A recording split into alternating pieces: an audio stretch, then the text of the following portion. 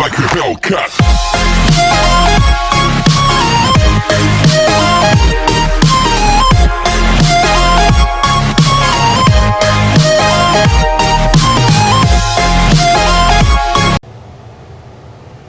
Alright, what's going on, you guys? I'm gonna make a video about the BOGPOD. There's a lot of hype about this. You see this thing on Instagram. You see every store advertising this. This is a big BOGPOD, death grip. Can do a lot of stuff, but I'm gonna give you a whole bunch of reasons why I think you should save your money and buy something else. It's not that this is completely horrible, but this tripod hasn't treated me as good as I wanted it to as far as hunting and field use. One of the biggest things, if you have a rifle that is tapered, this is a Bagara, and it's tapered so it gets a little skinnier up front compared to back here. Look, I mean, that thing is tightened up all the way. There's so much play in that tripod. But anyways, I'm going to show you guys a whole bunch of clips in this video. I'm also going to show you what I think is a better buy than this. I've really used this thing for almost 9 months now, and you can see how that tripod is wobbling. It's got some play in it, and it's just from being used, and it's just not that sturdy of a tripod. And if you're making crazy shots on coyotes like what I do, especially at nighttime, you're making shots, I think there is better tripods out there than this. And I don't want to see anybody waste their money. Just take that money and spend a little more and get something nicer. But here you go. I'm going to show you a bunch of clips. Here we go.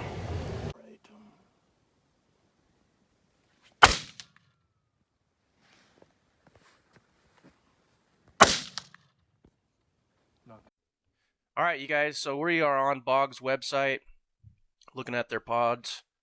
So this is the one I got, the Death Grip tripod. It is $169 for the regular aluminum version, which is heavier.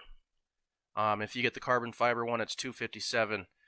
But it does look like they have a camo version now. I probably would have gotten that one when I first bought it, because I did end up spray painting this. And I was looking on here, they do have replacement heads.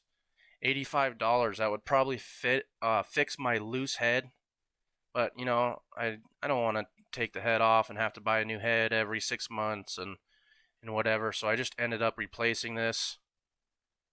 And like you just seen in that little clip, if you are a tall shooter, do not get one of these, because it does not go up as high as you need to, and if you're looking through that all night, you are going to be hurting. So I'm just going to go through and show you, some other options. I was pretty close to getting one of these.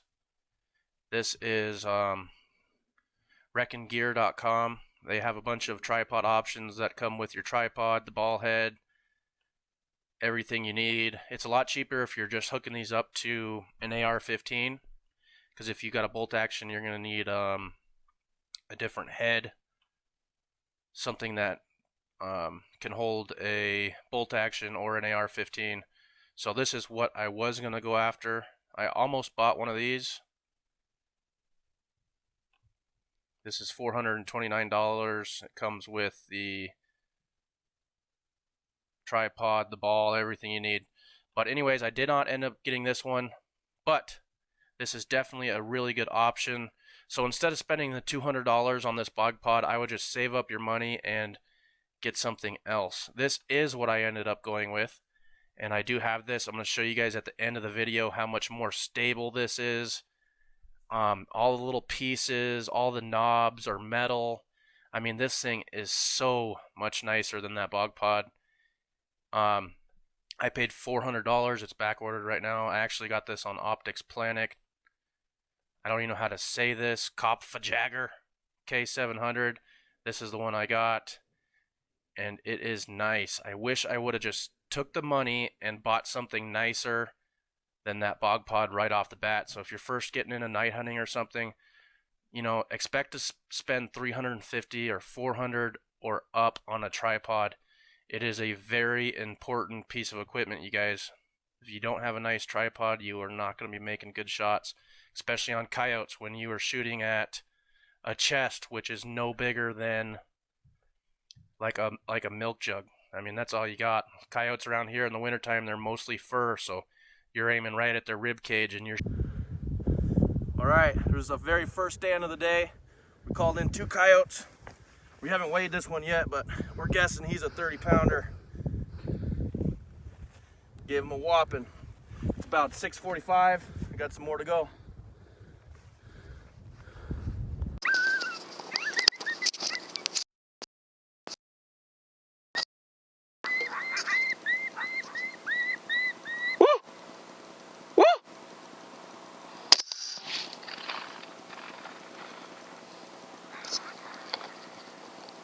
Shooting a little milk bottle, so having a good tripod is important. Some people spend an outrageous amount of money on tripods, so I kind of found the medium area, not too cheap, not too expensive. If my computer would load, I'd show you guys this. Come on. But this is, let's go to the... These are some really expensive tripods that some people use. Come on, stupid thing. Go to the ascend.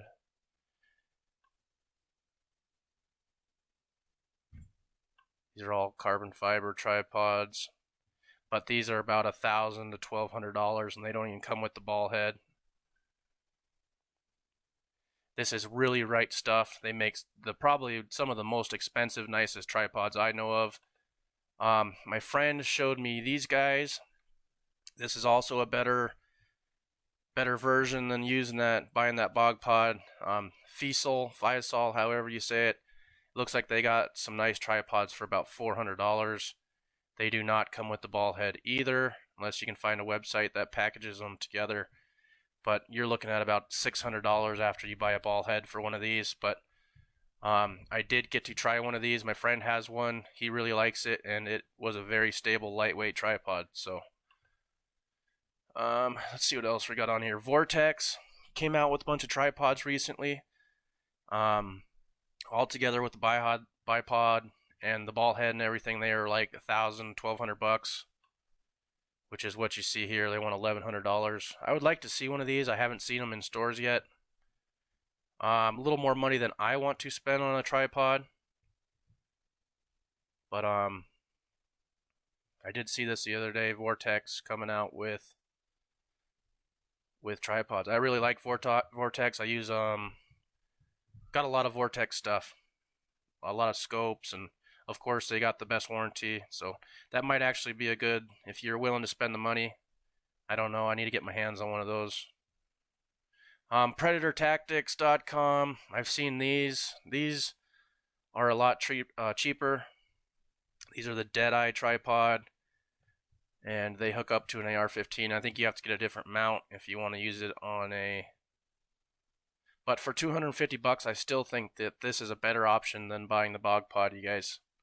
The BOGPOD is not living up to the hype, and if you look on YouTube, well, we'll go there right now. You can get on YouTube and look at a ton of different videos, and it's just normally people, you know, just buying them and thinking that they're great. Because when I first got this, I thought it was great.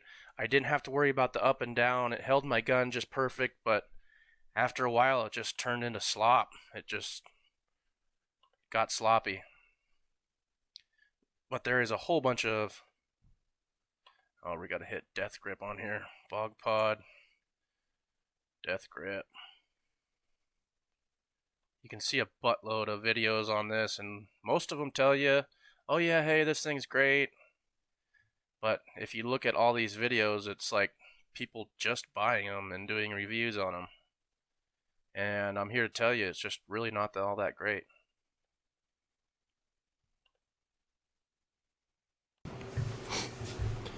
Alright, so to sum up this video, you guys, spend a little bit more money and get something a lot better than the BOGPOD. This is my new tripod, and this thing is just so stable. I mean, I can put all my weight to the ground. This can go up another 2 or 3 feet higher than this BOGPOD, so I don't have to sit here all slunched over all night trying to look through.